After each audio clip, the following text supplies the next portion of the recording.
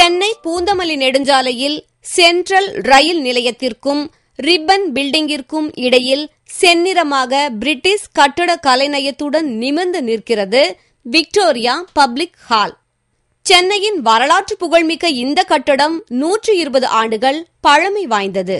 ஆங்கிலேயர் ஆட்சி காலத்தில் கட்டப்பட்ட இந்த விக்டோரியா பப்ளிக் ஹாலின் வெளிப்புறத்தில் கம்பீரமாக பாதுகாப்பு வீரர்களை போன்று நிற்கும் 2 அரச மரங்கள் அழகிற்கு அழகு சேர்க்கின்றன.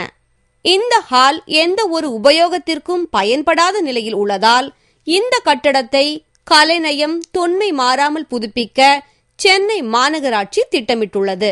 அதன் ஒரு கட்டமாக விக்டோரியா பப்ளிக் ஹால் கட்டட முகப்பு தோற்றம், மாடிப்படி மற்றும் முதல் தளத்தில் உள்ள அறைகளை மட்டும் தொன்மை மாறாமல் புதுப்பிக்க ஒப்பந்தம் விடப்பட்டது.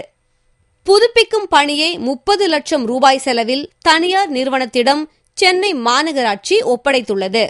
அந்நிறுவனம் தற்போது பணியை தொடங்கியுள்ளது. அடுத்ததாக கட்டடத்தின் வெளிப்புறம் மற்றும் மேல் பகுதிகளை அதன் தொன்மை மாறாமல் புதுப்பிக்க ஒப்பந்தம் விடப்பட உள்ளது.